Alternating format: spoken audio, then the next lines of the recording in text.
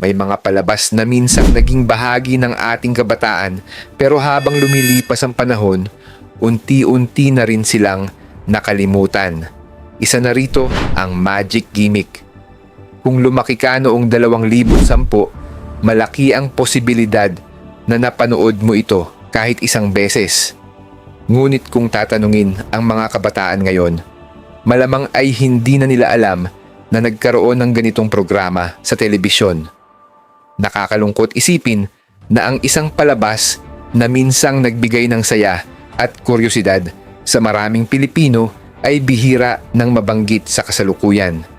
Pero ano nga ba ang naging dahilan kung bakit sumikat ang magic gimmick at bakit tila tuluyan na itong nakalimutan ng marami?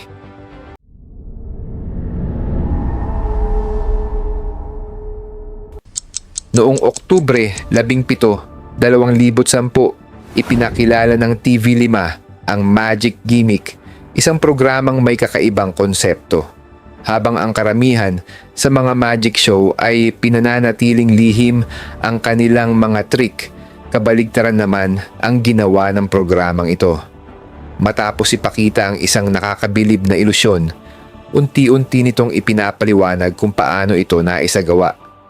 Dahil dito, maraming manonood ang mas lalong naengganyo dahil sa wakas ay nalaman nila ang mga sikretong matagal na nilang gustong malaman. Mas naging masaya ang programa dahil sa mga host nitong sina Kian Cipriano at Empoy Marquez. Ang kanilang natural na pagpapatawa at magandang samahan ang nagbigay ng buhay sa bawat episode. Hindi ito naging seryosong palabas tungkol sa magic. Sa halip, naging magaan itong panoorin at bagay sa buong pamilya. Kahit ang mga batang walang hilig sa magic noon ay naaaliw pa rin sa kanilang mga biruan at sa iba't ibang segment ng programa. Noong panahong iyon, iba ang pakiramdam ng panonood ng telebisyon. Wala pang TikTok na maaaring i-scroll buong araw. Hindi pa rin ganun kalawak ang paggamit ng mga streaming platform. Kapag may paborito kang programa, kailangan mong hintayin ang eksaktong oras ng pagpapalabas nito. At kapag nagsimula na ang magic gimmick, maraming Pilipino ang nakatutok sa kanilang telebisyon. Kinabukasan, pinag-uusapan pa ito ng mga magkakaibigan at magkakaklase sa paaralan. Isa sa mga pinakanatatanging bahagi ng programa ay ang pagbubunyag ng mga sikreto sa likod ng mga magic trick.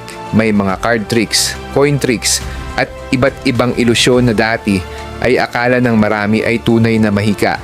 Ngunit ipinakita ng magic gimmick na ang karamihan sa mga ito ay bunga lamang ng tamang teknik, mabilis na galaw ng kamay at matinding ensayo. Dahil dito, marami ring kabataan ang naingganyong subukan ang mga simpleng magic tricks sa kanilang sariling bahay. Habang tumatagal, naging bahagi na ng weekend ng maraming Pilipino ang panonood ng programa. Hindi man ito ang pinakamalaking palabas sa telebisyon noong panahong iyon, nagawa nitong bumuo ng sarili nitong grupo ng mga tagahanga. Isa itong programang nagbibigay ng aliw, hiwaga at kaalaman sa iisang episode. Ngunit gaya ng maraming programa, dumating din ang panahon na kinailangan nitong magpaalam. Habang mabilis na umuunlad ang teknolohiya, nagbago rin ang paraan ng panonood ng mga Pilipino. Mas dumami ang nanonood sa internet kaysa sa telebisyon.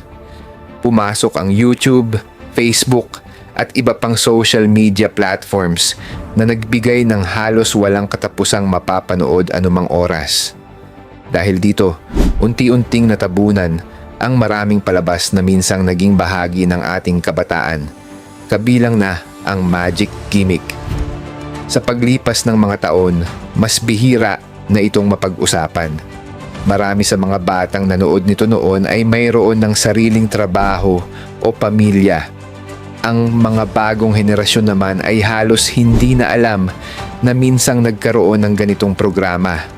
Ngunit sa tuwing may lumalabas na lumang video clip o may biglang nagbabanggit ng pangalang magic gimmick, maraming dating manunood ang napapangiti. Kasabay ng pagbabalik ng alaala ay ang paggunita sa panahong mas simple ang buhay.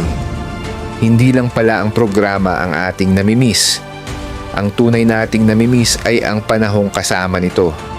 Ang panahong sabay-sabay nanonood ang buong pamilya sa iisang telebisyon. Ang panahong wala pang notifications na nakakaistorbo at wala pang social media na kumukuha ng ating buong atensyon.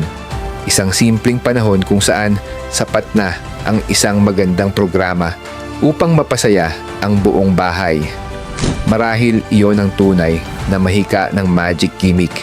Hindi ang mga card tricks o ang mga ilusyon na ipinakita nito, kundi ang kakayahan nitong maging bahagi ng masasayang alaala ng isang buong henerasyon. At kahit mahigit isang dekada na ang lumipas, nananatili pa rin itong isang programang kapag naalala mo. Para bang bumabalik ka rin sa sarili mong kabataan. Ikaw, naaalala mo pa ba ang magic gimmick? Kung oo, ibahagi mo sa comment section ang paborito mong alaala tungkol sa programang ito.